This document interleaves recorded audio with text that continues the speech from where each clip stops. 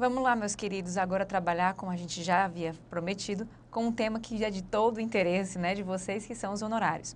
Como eu já antecipei, nós temos aí, na verdade, dois honorários a serem recebidos pelo advogado, os honorários convencionais, contratuais e os sucumbenciais. E quando houver algum problema, alguma divergência no valor dos honorários contratuais, o advogado deve dar entrada numa ação chamada ação de arbitramento de honorários, que são os chamados honorários por arbitramento. Nesse caso, o juiz é que vai fazer aí essa arbitragem no valor do seu honorário, né? Então, o nosso estatuto ele vai aí trazer regras para os três tipos de honorários. Nos honorários convencionais, tá? O estatuto vai dizer para a gente que esses honorários, dependendo da forma como forem convencionados, tá? Eles deverão ser pagos a primeira parcela na interposição da demanda, a segunda na decisão e a terceira no trânsito, tá? Em julgado. Acontece que você pode aí arbitrar, ou, na verdade, né, acordar de forma diferente. Não tem problema nenhum. Você faz um contrato por escrito e determina como você vai receber esses valores. Você tem total liberdade, até mesmo porque o estatuto fala na ausência de estipulação em contrário. Então, se você não falar nada, se você não fizer um contrato, se você não, né, concordar com o seu cliente de forma diferente, é assim que você vai receber os seus convencionais. Os convencionais, eles têm um valor mínimo, que é a tabela, tá, da OAB. O valor máximo desses convencionais é o céu. Então, não há limite. Há, na verdade, parâmetros, tá, que o artigo 36 do Código de Ética e Disciplina traz para a gente, como, por exemplo, complexidade da demanda, deslocamento, impossibilidade de pegar, de se tornar, né, impedido de advogar em outras causas, enfim. Tudo isso daí vai ser levado em consideração para o advogado poder definir o final dele. Esses honorários convencionais também podem, né, ser dispensados de forma excepcional, conforme o Código de Ética também nos traz, que são chamados honorários, né, cota litis, aqueles onde o advogado vai receber uma parcela do valor, né, remuneratório, do proveito econômico que o cliente teria. Nesse caso, ele não pode receber mais do que o cliente. O cliente vai ficar com os 51% e o advogado ficaria aí com os 49%, tá? Ele não pode. E isso, pessoal, somando os seus sucumbenciais com os convencionais. Ele não pode ultrapassar o valor econômico daquele seu cliente. Lembrando que isso é medida sempre excepcional, tá certo? Muito bem. O que mais falar sobre honorários convencionais? A importância dele ser fixado em contrato. O estatuto não obriga esse contrato, muito embora o Código de Ética exija que ele venha estipulado em contrato. Na tua prova, portanto, o FGV não vai poder dizer que é obrigado, mas, na verdade, seria bastante interessante, porque através desse contrato você pode executar os seus honorários nos autos do processo onde você está funcionando. Você pode simplesmente, terminado o processo, né, chegado a uma sentença, você pode pedir para que os seus honorários sejam aí levantados do valor a ser recebido pelo seu cliente, sem que seu cliente sequer toque naquele montante. Pode ser encaminhado diretamente a você através de uma execução direta nos autos do próprio processo, sem precisar entrar com uma execução de contrato, né, autônoma. Então, aí é um grande proveito. Outra coisa também que você pode fazer, através deste contrato, é destacar um valor imprecatório para você. Caso o seu cliente venha a receber o seu proveito econômico da demanda através de precatório, você pode aí pedir que esse precatório seja destacado o valor destinado aos seus honorários convencionais, tá? Lembrando que são honorários de natureza alimentícia e, portanto, pegam aquela fila, né, prioritária, né, dos valores alimentícios. Então, pessoal, tá aí os honorários convencionais em, né, linhas gerais, é o que você mais precisa saber. Nós temos também os honorários sucumbenciais, tá? Esses honorários só vão ser devidos se você tiver êxito em uma demanda judicial. Quem paga esses honorários é a parte contrária, o perdedor, que paga a você. E paga a você, advogado, e não ao cliente, tá certo? Direito seu de receber esses sucumbenciais, independentemente do valor dos convencionais. Não pode aí haver, na verdade, uma compensação arbitrada pelo próprio cliente, de que já que você vai ganhar seus convencionais, eu não vou pagar todo o valor dos convencionais. Você acumula os dois honorários, porque eles são aí, digamos assim, com finalidades distintas. Enquanto os convencionais têm natureza remuneratória, os sucumbenciais vai ter aí uma natureza de premiação. É como se você estivesse recebendo um a mais por ter tido esse êxito, tá, em uma demanda judicial. Então, é do advogado os sucumbenciais. Lembrando lá aquela especificação que a gente viu lá dos advogados empregados, né, que eles podem sim abrir mão caso haja aí algum interesse. Muito bem. Outra coisa que a gente precisa entender com sucumbenciais é que eles podem ser compensados com alguns valores desde que haja acordo mútuo, tá, entre advogado e cliente e eles entrem num consenso e jamais essa remuneração atinja aí os convencionais, tá? Os convencionais são intactos, os sucumbenciais podem ser compensados com algum valor que você venha a dever o seu cliente, ok? Outro honorário, portanto, como a gente viu, é aquele por arbitramento. Como eu falei para você, esse é um honorário, esse é uma forma de definir os seus honorários convencionais, tá? Então, por arbitramento, você vai ter uma demanda judicial onde o juiz vai determinar o valor dos seus honorários. Esse juiz vai usar como parâmetro a tabela da OAB. E você vai ter que subestabelecer aquela causa onde você estava atuando que gerou esses honorários convencionais, tá? Você não pode mais atuar naquela causa porque chega-se a uma conclusão de que houve uma divergência entre você e o cliente e ali, digamos assim, aquele elo de confiança e de boa-fé foi rompido. Dessa forma aí você vai ter que subestabelecer para um colega. E em falar em subestabelecimento, envolvendo honorários convencionais ou por arbitramento, tá? O advogado que vier a subestabelecer com reserva de poderes, ele poderá participar da execução daquele honorários, porque aquele que recebeu o subestabelecimento precisa consultá-lo, tá? Sempre chamá-lo para fazer a execução juntos. Agora, sem reserva de poderes, você simplesmente abre mão de tudo e não precisa mais ser consultado, não precisa mais ser chamado para fazer a execução dos honorários, ok? Então, em linhas gerais, é o que nós precisamos saber sobre honorários. Dá uma lida aí, tá? Essa matéria está no Estatuto e no Código de Ética. Em relação às provas da FGV, é cobrada, mas não é uma matéria nem das mais nem das menos cobrada. Fica aí, né, numa matéria, digamos, meio termo, meu café com leite. Mas é interessante que a gente compreenda um pouco melhor. E aí eu separei algumas questões para a gente tratar desse assunto, tá? Olha aí a primeira questãozinha.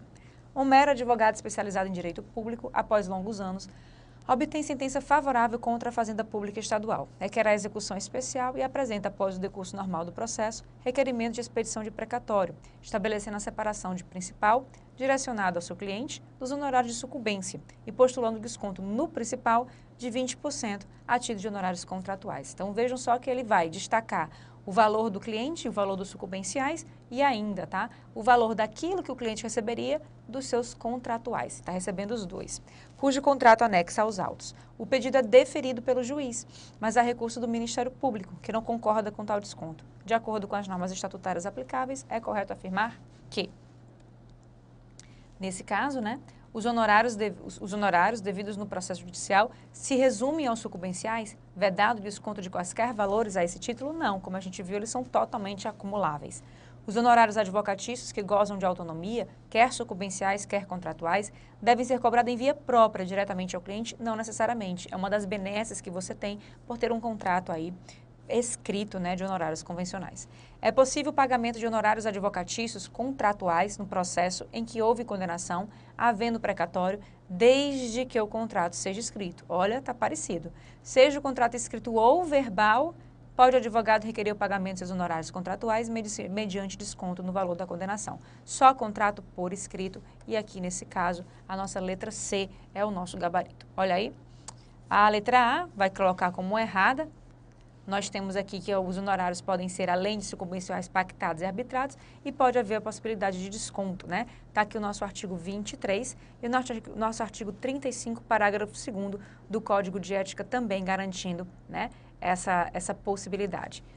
Continuando, a nossa linha B, nosso item B, os honorários advocatícios que gozam de autonomia, quer sucumbenciais, quer contratuais, devem ser cobrados em via própria, diretamente ao cliente, tá? Tá aí o parágrafo 1º do artigo 24, permitindo que você possa cobrar nos mesmos autos da ação.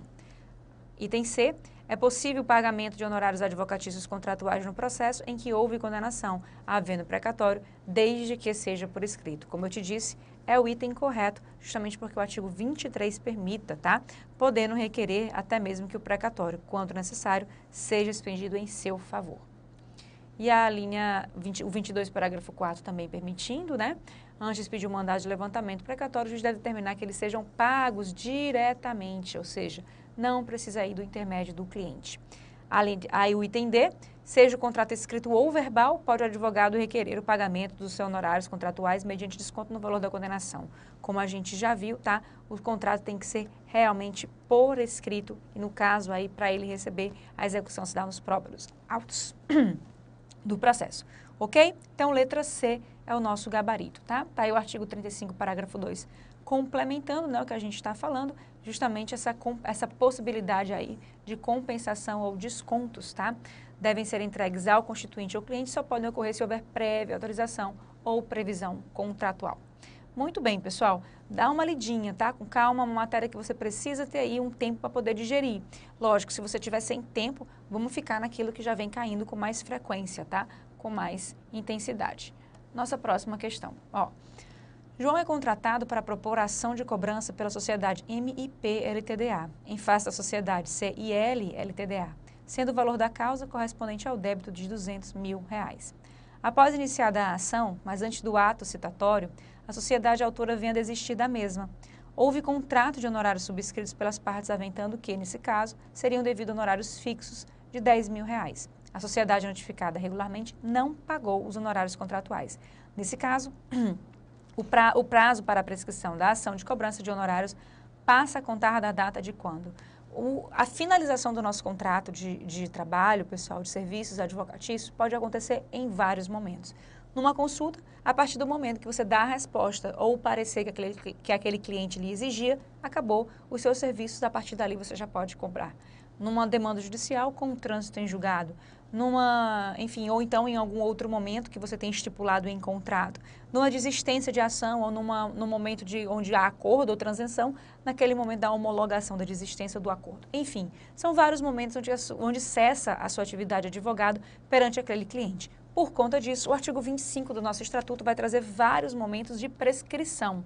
E você precisa saber apenas que 5 anos é o prazo comum para todos os pontos iniciais, então sempre vai ser de 5 anos o prazo de prescrição, mas aquilo ali vai variar de acordo com a atuação do advogado. Nesse caso, João atuou judicialmente e ele encerra o seu trabalho junto com um acordo que aconteceu judicialmente para receber R$10 mil.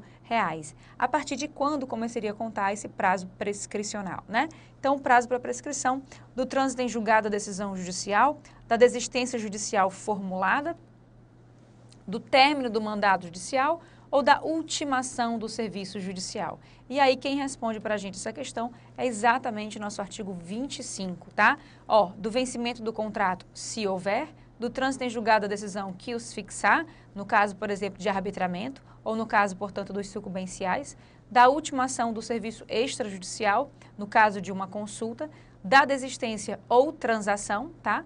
Da renúncia ou revogação do mandado. Então, no nosso caso, nós estamos falando do item 4, né? Da desistência ou transação, porque foi exatamente o que aconteceu na demanda judicial. Lembrando, né, que a desistência ou a transação, ela só é existente, perfeita e acabada com a homologação por parte do juiz. Então, a partir daquele momento ali, passa-se a contar o prazo de 5 anos para a cobrança dos honorários, tá certo? Muito embora o Estatuto fale apenas da desistência da transação, só para ficar claro na prática, no seu dia a dia, que é da desistência da transação, começa a partir da homologação, ok? Para a sua prova, leia o artigo 25 e mais nada. Fique com ele na sua cabecinha, que aí você vai conseguir ter noção de quando começa esse prazo prescricional de 5 anos. Mais uma questãozinha aqui envolvendo honorários, tá? O advogado João apresentou petição em determinada vara cível, pela qual fazer juntar o contrato de honorário celebrado com seu cliente para aquela causa, bem como requeria a expedição de mandado de pagamento em seu nome, a fim de receber seus honorários diretamente, por dedução da quantia a ser recebida por seu constituinte. Sobre a hipótese, à luz do que dispõe o Estatuto da Advocacia e da OAB, assinale a alternativa correta. O advogado tem direito à expedição de mandado de pagamento em seu nome, para que receba diretamente seus honorários, por dedução da quantia a ser recebida pelo constituinte, devendo, para tanto, fazer juntar aos autos o contrato de honorários. Muito parecido. Ele tem direito à expedição de pagamento no seu nome, sim, para receber diretamente por dedução da quantia do constituinte, sim, devendo juntar aos autos o contrato de honorários, tá? Muito parecida, provavelmente é a letra A. O advogado tem direito à expedição de mandado de pagamento em seu nome para que receba diretamente seus honorários. Tem. por dedução da quantia a ser recebida pelo constituinte, tudo bem, devendo para tanto fazer juntar aos autos o contrato de honorários, bem como declaração expressa de seu constituinte, anuindo com a realização do pagamento diretamente ao advogado. Não precisa, né, de nenhuma autorização, até mesmo porque a autorização vai limitar o seu direito, aqui a gente está querendo ampliar os direitos do advogado. O advogado não tem direito à expedição de mandado de pagamento em seu nome. Já começou errado, né? Ele tem sim direito. O advogado não tem direito, em hipótese alguma, à expedição de mandado de pagamento em seu nome, para que receba diretamente seus honorários por dedução da quantia a ser recebida pelo constituinte. Mandados de pagamento, incluindo-se aqueles referentes aos honorários do advogado, são sempre expedidos em nome da parte. Então, mais uma vez, né, como a gente já viu, ele tem direito, sim. Letra A, portanto, é o nosso gabarito. E o artigo 22, parágrafo 4º, que nós já conversamos, vai permitir que se o advogado fizer juntar aos autos seu contrato de honorários antes de expedir-se o mandado de levantamento precatório, o juiz deve determinar que eles sejam pagos diretamente por dedução da quantia a ser recebida pelo constituinte, salvo se este provar que já os pagou, ok? Então, a única forma aí de embargar esse pedido é a prova de que já houve pagamento dos honorários. Muito bem. Mais uma questãozinha aqui envolvendo honorários. Um advogado é contratado por um empresário para atuar em causas na área empresarial, formalizando contrato escrito e emitindo fatura para pagamento dos honorários ajustados. A partir de determinado momento, o empresário passou a não pagar os honorários ajustados. Consoante as regras do Código de Ética, o advogado, para buscar o recebimento dos honorários pactuados, deverá emitir duplicatas decorrentes da fatura apresentada, levar o contrato de honorários a protesto, emitir debêntures em decorrência do contrato firmado ou cobrar os valores por meio de ação judicial. Pessoal, o nosso serviço advocatício, ele não permite, de acordo com o Código de Ética, que sejam emitidos títulos de crédito a partir do nosso serviço.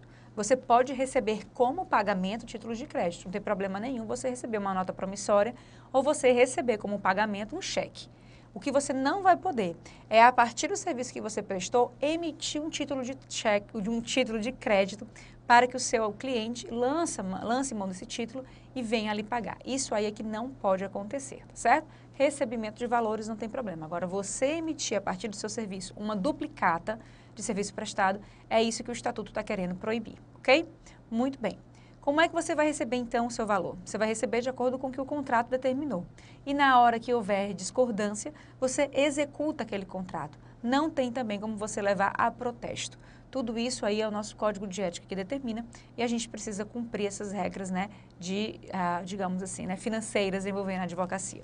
Então, fica aí a letra D, portanto, cobrar os valores por meio de ação judicial. Olha aí o artigo 42 do Código de Ética.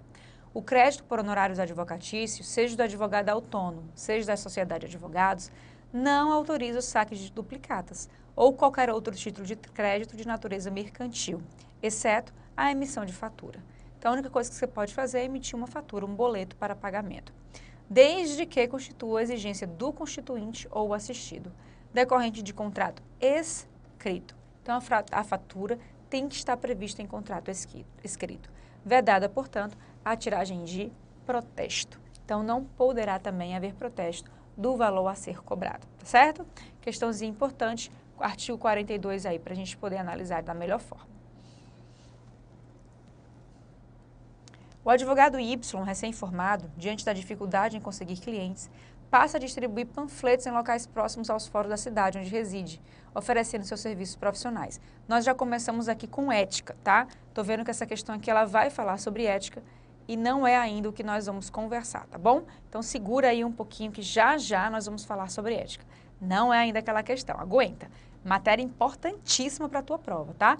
Fiz aí separei aí várias questões que é para você ir com toda tranquilidade, sabendo exatamente as regras de ética que o nosso Estatuto traz, justamente para você analisar o caso concreto, conseguir pensar qual é a penalidade que você pode, né, sofrer e aí também analisar o processo administrativo, tudo aquilo que possa envolver aí a ética do advogado, tá? Então, olha só, ainda sobre honorários, tá bom? Sem antecipar aí essa matéria tão importante. Ó, nos termos do Estatuto da Advocacia, existe a previsão de pagamento de honorários advocatícios. Assinale a afirmativa que indica como deve ocorrer o pagamento quando não houver estipulação em contrário. Então, como eu te falei, como é que o Estatuto determina o pagamento dos nossos honorários convencionais? Se não houver no contrato nada estipulado, como é que você vai receber? Tá lembrando?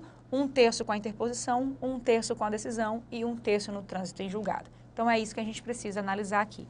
Metade no início, o restante parcelado em 2 vezes? Não, né?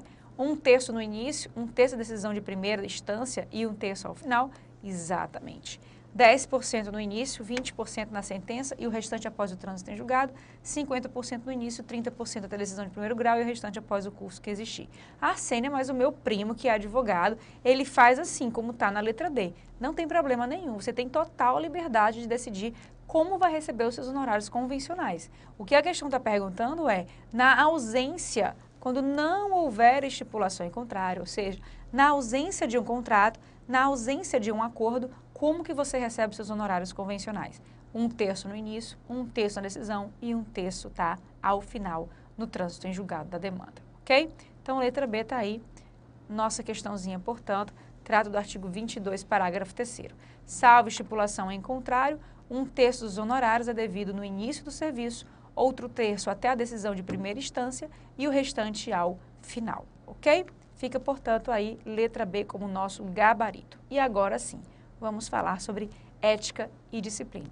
Como eu falo contigo desde o começo das nossas aulas, as 2 matérias mais importantes, de maior incidência na FGV, é Direitos do Advogado e esse capítulo que trata de ética, tá?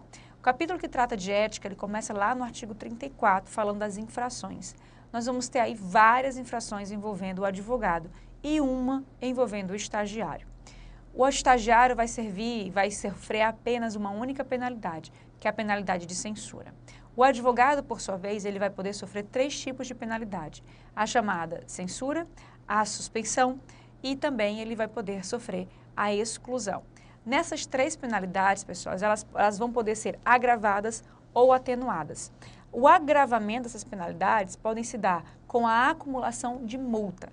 Multa, portanto, é uma outra penalidade. No entanto, lembrem-se, ela vai ser sempre cumulada. Nós temos, portanto, até agora 4 penalidades envolvendo aí a atuação do advogado. Por enquanto, porque existe ainda outra, tá? Então, nós vamos ter essas penalidades que irão, digamos, tentar disciplinar a atividade do advogado. Nossas penalidades vão ter determinadas infrações que serão dirigidas a penalidades diferentes, tá? E o Estatuto faz isso a partir do artigo 34 e seguintes. No artigo 35, ele traz as nossas penalidades, falando da penalidade de censura, suspensão e exclusão. Penalidade de multa, como eu te disse, somente acumulada. E acumulada com qual tipo de penalidades? Apenas com a de censura e a de suspensão. Jamais haverá acumulação de exclusão com multa. Por quê? Porque o pagamento da multa, uma das formas coercitivas que a OAB tem, é de suspender a sua inscrição. E uma vez excluído, a OAB não tem mais nenhuma força coercitiva para forçar o seu pagamento. Então, nesse caso, não haverá acumulação de multa com a exclusão. E, além do mais, exclusão é o que há de mais grave.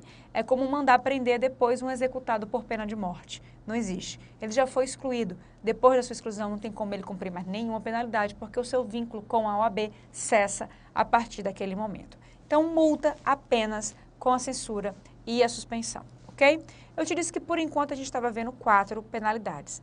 Eu quero te lembrar que o Código de Ética, lá no final do seu artigo, dos seus capítulos, ele vai tratar de uma penalidade que é a advertência.